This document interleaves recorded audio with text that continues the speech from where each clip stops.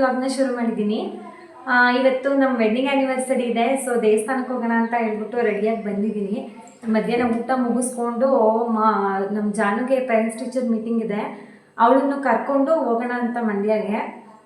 So ದೇವ್ರ ಪೂಜೆ ಎಲ್ಲ ಮುಗೀತು. ಈಗ ಊಟ ತಿಂದ್ಕೊಂಡು ಹೊರಟ್ರೆ ದೇವಸ್ಥಾನ ಮುಗಿಸ್ಕೊಂಡು ಹಾಗೆ ನಾನು ಹೊರಡೋಣ ಅಂತ ಆಚೆ ಬಂದೆ. ನಮ್ಮ ಮನೆ ಬಾಗಿಲಲ್ಲೇ ಗುಲಾಬಿ ಗಿಡ ಎಷ್ಟು ಹೂವು ಬಿಟ್ಟಿತ್ತು ಅಂದರೆ ನಿಮ್ಮ ಹತ್ರನೂ ಶೇರ್ ಮಾಡೋಣ ಅಂತ ಹೇಳ್ಬಿಟ್ಟು ಈ ವಿಡಿಯೋ ಮಾಡ್ತಾಯಿದ್ದೀನಿ. ನೋಡಿ ಎಷ್ಟು ಚೆನ್ನಾಗಿದೆ, ಯೆಲ್ಲೋ ಕಲರ್ ಹೂವು. ಇದು ಸಣ್ಣ ಸಣ್ಣದೇ, ಅಷ್ಟೇನು ದಪ್ಪ ಬರೋಲ್ಲ, ಮೀಡಿಯಮ್ ಸೈಜಲ್ಲಿರುತ್ತೆ. ಸಂಜೆ ತನಕನೂ ಅರಳಿರುತ್ತೆ. ಒಂದು ಸಾರಿ ಕಿತ್ಕೊಂಡ್ರೆ ಸಾಕು. ಹೂವು ಅಂತೂ ತುಂಬ ಚೆನ್ನಾಗಿತ್ತು. ನಾನು ಕೂಡ ಒಂದು ಹೂವು ಕಿತ್ಕೊಂಡು ಮುಡ್ಕೊಂಡು ಹೊರಟೆ. ನಮ್ಮ ಜಾನ್ವಿದು ಪೇರೆಂಟ್ಸ್ ಟೀಚರ್ ಮೀಟಿಂಗ್ ಇರೋದ್ರಿಂದ ನಾನು ಸ್ಕೂಲ್ ಹತ್ರ ಹೋಗಬೇಕಾಗಿತ್ತು. ಆಗಲೇ ಸುಮಾರು ಮಕ್ಕಳೆಲ್ಲ ಪೇರೆಂಟ್ಸ್ ಟೀಚರ್ ಮೀಟಿಂಗ್ ಮುಗಿಸ್ಕೊಂಡು ಹೊರಟೇ ಬಿಟ್ಟಿದ್ರು. ಒಂದು 4-5 ಮಕ್ಕಳು ಮಾತ್ರ ಉಳ್ಕೊಂಡಿದ್ರು.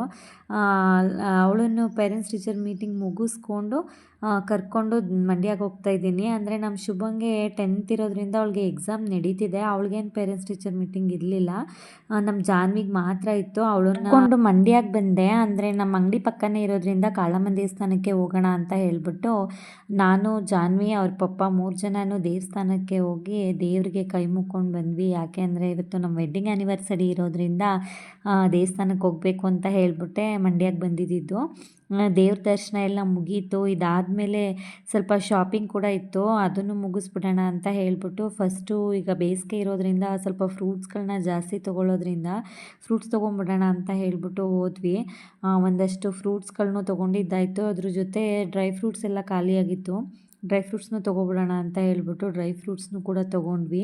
ಅಂದರೆ ಬೇಸಿಗೆ ಕಾಲ ಇರೋದ್ರಿಂದ ಸ್ವಲ್ಪ ಜ್ಯೂಸ್ಗಳು ಜಾಸ್ತಿ ಮಾಡೋದ್ರಿಂದ ಡ್ರೈ ಫ್ರೂಟ್ಸ್ ಎಲ್ಲ ಬೇಕು ಜಾಸ್ತಿ. ಅದಕ್ಕೆ ಅಂತ ಹೇಳ್ಬಿಟ್ಟು ನಾನು ಹೋದಾಗಲೇ ತೊಗೊಂಬಂದ್ಬಿಡೋಣ ಅಂತ ಹೇಳಿ ಫಸ್ಟು ಅದನ್ನೇ ತೊಗೊಂಡ್ವಿ. ಇದಾದಮೇಲೆ ಸ್ವಲ್ಪ ಇನ್ನೇನು ಶಾಪಿಂಗ್ ಏನು ಇರಲಿಲ್ಲ ಜಾಸ್ತಿ. ಫ್ರೂಟ್ಸ್ಗಳು, ಡ್ರೈ ಫ್ರೂಟ್ಸು ಇಷ್ಟು ತೊಗೊಂಡು ಸ್ವಲ್ಪ ಸ್ನ್ಯಾಕ್ಸ್ ಎಲ್ಲ ತಿಂದ್ಕೊಂಡು ಮನೆಗೆ ಹೊರಟ್ಬಿಟ್ವಿ. ಹಾಗೆ ಇವತ್ತು ವೆಡ್ಡಿಂಗ್ ಆ್ಯನಿವರ್ಸರಿ ಇರೋದ್ರಿಂದ ಏನಾದರೂ ನಾನ್ ವೆಜ್ಜಲ್ಲಿ ಮಾಡೋಣ ಅಂತ ಹೇಳ್ಬಿಟ್ಟು ಫಿಶ್ ಕೂಡ ತೊಗೊಂಡು ಬಂದಿದ್ದೀನಿ. ಮನೆಗೆ ಬಂದಿದ್ದ ತಕ್ಷಣ ಫಸ್ಟೇ ಫಿಶ್ನೆಲ್ಲ ಕ್ಲೀನ್ ಮಾಡಿಬಿಟ್ಟು ಅದನ್ನು ಮ್ಯಾರಿನೇಟ್ ಪಾಕಕ್ಕೆ ಇಟ್ಬಿಡೋಣ ಅಂತ ಹೇಳಿ ಅದಕ್ಕೆ ಏನೇನು ಬೇಕೋ ಎಲ್ಲ ರೆಡಿ ಮಾಡ್ಕೊತಿದ್ದೀನಿ. ಒಂದು ಪ್ಲೇಟ್ಗೆ 1 ಸ್ಪೂನ್ ಮೈದಾ ಹಿಟ್ಟು, 1 ಸ್ಪೂನ್ ಕಾರ್ನ್ಫ್ಲೋರು, 1 ಸ್ಪೂನ್ ಕಡಲೆ ಹಸಿಟ್ಟು ಮತ್ತು ಒಂದು ಅರ್ಧ ಸ್ಪೂನಷ್ಟು ಚಿಲ್ಲಿ ಪೌಡರು, ಸ್ವಲ್ಪ ಮೆಣಸಿನ ಪುಡಿ, ಜೀರಿಗೆ ಪುಡಿ, ಶುಂಠಿ ಬೆಳ್ಳುಳ್ಳಿ ಪೇಸ್ಟು, ರುಚಿಗೆ ತಕ್ಕಷ್ಟು ಉಪ್ಪನ್ನ ಸೇರಿಸ್ಕೊಂಡು ಸ್ವಲ್ಪ ನೀರು ಸೇರಿಸ್ಕೊಂಡು ನೀಟಾಗಿ ಅದನ್ನು ಮಿಕ್ಸ್ ಮಾಡ್ಕೋತಾ ಇದ್ದೀನಿ. ಮಿಕ್ಸ್ ಮಾಡ್ಕೊಂಡಿರೋದಕ್ಕೆ ನೀಟಾಗಿ ಹಚ್ಚಿ ಇಟ್ಬಿಟ್ರೆ ಒಂದು ಅರ್ಧ ಗಂಟೆ ನೆಂತರೆ ಅದು ಟೇಸ್ಟ್ ಚೆನ್ನಾಗಿರುತ್ತೆ ಅಂತ ಹೇಳ್ಬಿಟ್ಟು ಮೊದಲೇ ಅದನ್ನು ಮ್ಯಾರಿನೇಟ್ ಆಗೋಕ್ಕೆ ಇಡ್ತಾಯಿದ್ದೀನಿ. ಇದಾದಮೇಲೆ ಇದನ್ನೆಲ್ಲ ನೀಟಾಗಿ ಒಂದು ಬಟ್ಲಲ್ಲಿ ಎತ್ತಿಟ್ಕೊಂಡು ಒಂದು 1/2 ಅವರು ಫ್ರಿಜ್ಜಲ್ಲಿ ಇಟ್ಬಿಡೋಣ ಅಂತ ಹೇಳ್ಬಿಟ್ಟು ರೆಡಿ ಮಾಡಿ ಇಟ್ಕೋತಾ ಇದ್ದೀನಿ. ಫ್ರಿಜ್ಗೂ ಕೂಡ ಎತ್ತಿಟ್ಟೆ. ಇದಾದಮೇಲೆ ನಾನು ಚಿಕನ್ ಕೂಡ ತೊಗೊಂಡು ಬಂದಿದ್ದೆ. ಅದನ್ನು ಸ್ವಲ್ಪ ಬಿರಿಯಾನಿ ಮಾಡಿಬಿಡೋಣ ಅಂತ ರಾತ್ರಿ ಅಡುಗೆಗೆ ಮಾಡ್ಕೋತಾ ಇದ್ದಿದ್ದು ನಾನು. ಸೊ ಬಿರಿಯಾನಿಗೆ ಅಂತ ಹೇಳ್ಬಿಟ್ಟು ಎಲ್ಲನೂ ರೆಡಿ ಮಾಡ್ಕೊಂಡಿದ್ದೀನಿ. ಒಂದು ಪಾತ್ರೆಗೆ ಸ್ವಲ್ಪ ಎಣ್ಣೆ ಹಾಕ್ಕೊಂಡು ಎಣ್ಣೆ ಕಾದ್ಮೇಲೆ ಮರಾಠಿ ಮೊಗ್ಗು, ಅನಾನಸ್ ಹೂವು, 1-2 ಬಿರಿಯಾನಿ ಎಲೆನ ಸೇರಿಸ್ಕೊಂಡು ಇದಕ್ಕೆ ಸಣ್ಣದಾಗಿ ಹೆಚ್ಚಿಟ್ಕೊಂಡಿರೋ 1-2 ಈರುಳ್ಳಿನ ಸೇರಿಸ್ಕೊತಾ ಇದ್ದೀನಿ. ಈರುಳ್ಳಿ ಸ್ವಲ್ಪ ಕಲರ್ ಚೇಂಜ್ ಆಗೋ ತನಕ ಫ್ರೈ ಮಾಡ್ಕೋಬೇಕು. ಇದು ಫ್ರೈ ಆದಮೇಲೆ ಇದಕ್ಕೆ 1-2 ಸಣ್ಣದಾಗಿ ಹೆಚ್ಚಿಟ್ಕೊಂಡಿರೋ ಟೊಮೊಟೊ ಕೂಡ ಸೇರಿಸ್ಕೊತಾ ಇದ್ದೀನಿ. ಟೊಮೊಟೊನೂ ಅಷ್ಟೇ ಸ್ವಲ್ಪ ಸಾಫ್ಟ್ ಆದರೆ ಸಾಕು. ಇದು ಸಾಫ್ಟ್ ಆಗೋ ತನಕ ಒಂದು 5 ನಿಮಿಷ ಸಣ್ಣ ಊರಿನಲ್ಲೇ ಫ್ರೈ ಮಾಡ್ಕೋಬೇಕು. ಹಾಗೆ ಇದಕ್ಕೆ ನಾನು ತೊಳೆದಿಟ್ಕೊಂಡಿರೋ ಚಿಕನ್ನ ಸೇರಿಸ್ಕೊತಾ ಇದ್ದೀನಿ. ಚಿಕನ್ ಒಂದು 3/4 kg ತೊಗೊಂಡಿದ್ದೀನಿ. ಇದಕ್ಕೆ ಒಂದು 2.5 ಗ್ಲಾಸಷ್ಟು ಅಕ್ಕಿನ ನೆನೆಸಿಟ್ಕೊಂಡಿದ್ದೀನಿ. ನಾನು ಒಂದು 2.5 ಗ್ಲಾಸ್ ಅಕ್ಕಿ ಸಾಕಾಗುತ್ತೆ ಒಂದು ಟೈಮ್ಗೆ ನಮ್ಗೆ 6 ಜನಕ್ಕೆ. ಸೊ ಅದನ್ನು ಅಕ್ಕಿನ ನೆನೆಸ್ಬಿಟ್ಟೇ ನಾನು ಬಿರಿಯಾನಿನ ರೆಡಿ ಮಾಡ್ಕೊಂಡಿದ್ದೀನಿ.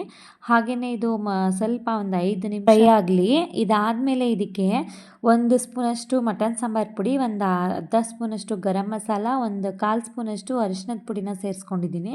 ಇದನ್ನು ಅಷ್ಟೇ ಒಂದು 5 ನಿಮಿಷ ನೀಟಾಗಿ ಫ್ರೈ ಆಗಬೇಕು. ಹಾಗೆ ಇದು ಜಾಸ್ತಿ ಉರಿ ಇರಬಾರ್ದು, ಸಿಮ್ಮಲ್ಲಿ ಇಟ್ಟಿರಬೇಕು. ತಳ ಹಿಡಿಯೋ ಚಾನ್ಸಸ್ ಜಾಸ್ತಿ ಇರುತ್ತೆ. ಇದು ಒಂದು 5 ನಿಮಿಷ ಫ್ರೈ ಆಗುವಷ್ಟೊತ್ತಿಗೆ ನಾನು ಇದಕ್ಕೊಂದು ಮಸಾಲೆ ಕೂಡ ರೆಡಿ ಮಾಡ್ಕೊಂಡು ಬಂದುಬಿಡ್ತೀನಿ. ಹಾಗೆ ಮಸಾಲೆಗೆ ಒಂದು ಜಾರ್ಗೆ ಒಂದು 2-3 ಈರುಳ್ಳಿನ ತೊಗೊಂಡಿದ್ದೀನಿ. 1 ಇಂಚಷ್ಟು ಶುಂಠಿ, ಒಂದು 5-6 ಬೆಳ್ಳುಳ್ಳಿನ ತೊಗೊಂಡಿದ್ದೀನಿ. ಹಾಗೆಯೇ ಒಂದು ಇಡಿಯಷ್ಟು ಪುದೀನ ಸೊಪ್ಪು ಮತ್ತು ಸ್ವಲ್ಪ ಕೊತ್ತಂಬರಿ ಸೊಪ್ಪು ಎರಡನ್ನೂ ಸೇರಿಸ್ಕೊಂಡಿದ್ದೀನಿ. ಇದ್ರ ಜೊತೆಯಲ್ಲಿ ಒಂದು 3 ಟೊಮೊಟೊನ ಸಣ್ಣದಾಗಿ ಹೆಚ್ಚಿ ಸೇರಿಸ್ಕೊತಾ ಇದ್ದೀನಿ. ಹಾಗೆಯೇ ಒಂದು 4ರಿಂದ 5 ಲವಂಗ, 1 ಇಂಚಷ್ಟು ಚಕ್ಕೆ, ಒಂದು ಸ್ವಲ್ಪ ಮೆಣಸು, ಜೀರಿಗೆನ ಸೇರಿಸ್ಕೊಂಡು ನೀರನ್ನ ಸೇರಿಸಿ ನುಣ್ಣಗೆ ರುಬ್ಕೋತಾ ಇದ್ದೀನಿ. ಇರುವಂತಹ ಮಿಶ್ರಣನ ನಾವು ರೆಡಿ ಮಾಡ್ತಾ ಇದ್ವಲ್ಲ ಚಿಕನ್ನು, ಅದಕ್ಕೆ ಸೇರಿಸ್ಕೊಂಡು ಒಂದು 10 ನಿಮಿಷ ಇದು ಚೆನ್ನಾಗಿ ಎಣ್ಣೆ ಬಿಟ್ಟು ಬರಬೇಕು. ಹಸಿ ಸ್ಮೆಲ್ಲೆಲ್ಲ ಹೋಗಬೇಕು. ಯಾವುದೇ ಪದಾರ್ಥನೂ ನಾವು ಫ್ರೈ ಮಾಡಿಲ್ಲ ಅಲ್ವಾ, ಸೊ ಅದಕ್ಕೋಸ್ಕರ ಇದರಲ್ಲೇ ಒಂದು 10 ನಿಮಿಷ ನೀರು ಸೇರಿಸ್ತೇನೆ. ಸಿಮ್ಮಲ್ಲಿ ಇಟ್ಕೊಂಡೇ ಬೇಯಿಸಬೇಕು. ನೋಡಿ ಎಣ್ಣೆ ಎಲ್ಲ ಎಷ್ಟು ನೀಟಾಗಿ ತೇಲ್ ಬರ್ತಿದೆ. ಈಗ ತೇಲ್ ಬಂದರೆ ಅದು ಟೇಸ್ಟ್ ಅಂತೂ ತುಂಬ ಚೆನ್ನಾಗಿರುತ್ತೆ. ಇದು ನೋಡಿ ಒಂದು 10 ನಿಮಿಷ ಬಿಟ್ಟು ನಾನು ತಿರುಗ್ತಾ ಇದ್ದೀನಿ. ಎಷ್ಟು ಚೆನ್ನಾಗಿದೆ ಇದು. ಇದಕ್ಕೆ ನಾವು ಎಷ್ಟು ಬೇಕೋ ಅಷ್ಟನ್ನು ನೀರನ್ನ ಮೊದಲೇ ಕುದಿಸಿಟ್ಕೊಂಡಿದ್ದೀನಿ. ನಾನು 2.5 ಗ್ಲಾಸ್ ಅಕ್ಕಿ ತೊಗೊಂಡಿರೋದ್ರಿಂದ ಒಂದು 3.5ರಿಂದ 4 ಗ್ಲಾಸ್ ನೀರನ್ನ ತೊಗೊಂಡ್ರೆ ಸಾಕು. ಜಾಸ್ತಿ ನೀರು ಬೇಕಾಗಿಲ್ಲ. ಮಸಾಲೆಗೂ ಸ್ವಲ್ಪ ನೀರನ್ನ ಸೇರಿಸಿರ್ತೀವಲ್ಲ ಅದಕ್ಕೋಸ್ಕರ. ಹಾಗೆ ಇದಕ್ಕೆ ರುಚಿಗೆ ತಕ್ಕಷ್ಟು ಉಪ್ಪನ್ನ ಹಾಕ್ಬಿಟ್ಟು ಅದು ಕುದಿ ಬಂದಮೇಲೆ ನಾವು ಅಕ್ಕಿ ತೊಳೆದಿಟ್ಕೊಂಡಿರ್ತೀವಲ್ಲ ಅದನ್ನು ನೀಟಾಗಿ ನೀರನ್ನ ಎಲ್ಲ ತೆಗೆದುಬಿಟ್ಟು ಬರೀ ಅಕ್ಕಿನ ಮಾತ್ರ ಹಾಕ್ಕೊಂಡು ಒಂದು 5 ನಿಮಿಷ ಅದನ್ನು ದಪ್ಪ ಉರಿನಲ್ಲೇ ಬೇಯಿಸಬೇಕು. ಅದಾದಮೇಲೆ ಸ್ವಲ್ಪ ರೈಸ್ ಅರಳಿದ ಮೇಲೆ ಅದನ್ನು ಸಿಮ್ ಮಾಡಿಬಿಡಬೇಕು. ಇಲ್ಲಾಂದರೆ ತಳ ಹಿಡಿದ್ಬಿಡುತ್ತೆ. ಒಂದು 10 ನಿಮಿಷಕ್ಕೆ ಒಂದು ಸಾರಿ ಹೀಗೆ ನಿಧಾನವಾಗಿ ತಿರುವಾಕಬೇಕು. ತೀರಾ ರಫ್ ಮಾಡಿಬಿಟ್ರೆ ಅಕ್ಕಿ ಎಲ್ಲ ಮುದ್ದೆ ಮುದ್ದೆ ಥರ ಆಗಿಬಿಡುತ್ತೆ. ನಿಧಾನವಾಗಿ ಈ ರೀತಿ ಮಿಕ್ಸ್ ಕೊಟ್ಟು ಈಗ ಸಿಮ್ ಮಾಡಿ ಒಂದು 10 ನಿಮಿಷ ಇಟ್ಬಿಟ್ರೆ ಸಾಕು. ಅದೇನು ದಮ್ ಕಟ್ಟೋ ಅವಶ್ಯಕತೆ ಏನಿಲ್ಲ. ನೀಟಾಗಿ ಸಿಮ್ ಮಾಡಿ ಇಟ್ಬಿಟ್ರೆ ನೀರೆಲ್ಲ ಕಡಿಮೆ ಆದಮೇಲೆ ಅದು ನೀಟಾಗಿ ಅರಳಿಕೊಳ್ಳುತ್ತೆ. ನೋಡಿ ಫೈನಲ್ಗೆ ಈ ರೀತಿ ಆಗಿದೆ. ಎಷ್ಟು ಚೆನ್ನಾಗಿತ್ತು ಅಂದರೆ ಚಿಕನ್ ಎಲ್ಲ ಜ್ಯೂಸಿಯಾಗಿ ತುಂಬಾ ಚೆನ್ನಾಗಿತ್ತು ಬಿರಿಯಾನಿ. ಹಾಗೆ ನಮ್ಮ ಆ್ಯನಿವರ್ಸರಿ ಆಗಿರೋದ್ರಿಂದ ಇವತ್ತು ಬಿರಿಯಾನಿ ರೆಡಿ ಮಾಡಿ ಇಟ್ಬಿಟ್ಟು ನಾನು ಕೂಡ ರೆಡಿಯಾಗಿ ಬಂದೆ. ಹಾಗೆ ಕೇಕ್ ಕೂಡ ತರಿಸಿದ್ವಿ. ನನ್ನ ಮಗಳು ನೋಡಿ ಗುಲಾಬಿ ಹೂವಲ್ಲಿ MR ಅಂತ ಬರೆದಿದ್ದಾಳೆ. ಅವಳು ಹೇಳಿದ್ಲು, ಅಮ್ಮ ನಾನೇ ಬರ್ದಿರೋದು ಅಂತ ನೀನು ಹೇಳ್ಬೇಕು ಆಯಿತಾ ಅಂತ ಹೇಳ್ಬಿಟ್ಟು ನಮ್ಮ ಜಾನ್ವಿ ಈ ರೀತಿ ರೆಡಿ ಮಾಡಿಟ್ಟಿದ್ದಾಳೆ. ನಮ್ಮ ಶುಭಂಗೆ ಟೈಮ್ ಇರಲಿಲ್ಲ, ಅವಳಿಗೆ ಎಕ್ಸಾಮ್ ಇರೋದ್ರಿಂದ ಓದ್ಕೋತಾ ಇದ್ಲು. ಹಾಗೆಯೇ ಸಣ್ಣದಾಗಿ ಕೇಕ್ ಕೂಡ ತಂದಿದ್ವಲ್ಲ, ಕೇಕೆಲ್ಲ ಕಟ್ ಮಾಡಿ ಸೆಲೆಬ್ರೇಷನ್ ಮಾಡಿದ್ವಿ. ವೆಡ್ಡಿಂಗ್ ಆ್ಯನಿವರ್ಸರಿ ಅಂತೂ ತುಂಬ ಚೆನ್ನಾಗಾಯಿತು. ಇದು ನಮ್ಮ 17th ವೆಡ್ಡಿಂಗ್ ಆ್ಯನಿವರ್ಸರಿ. ತುಂಬ ಖುಷಿಯಾಗಿ ಕೇಕೆಲ್ಲ ಕಟ್ ಮಾಡಿದ್ದಾಯಿತು.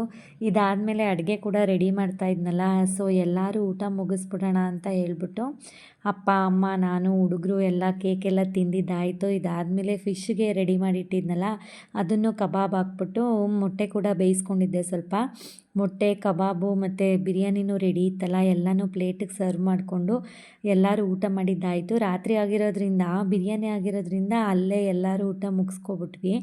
ಸೊ ಇದಾಗಿತ್ತು ಇವತ್ತಿನ ವ್ಲಾಗ್. ಇಷ್ಟ ಆದರೆ ಲೈಕ್ ಮಾಡಿ, ಶೇರ್ ಮಾಡಿ, ಸಬ್ಸ್ಕ್ರೈಬ್ ಮಾಡೋದನ್ನು ಮರಿಬೇಡಿ. ಫೇಸ್ಬುಕ್ಕಲ್ಲಾದರೆ ಫಾಲೋ ಮಾಡೋದನ್ನು ಮರಿಬೇಡಿ. Thank you all.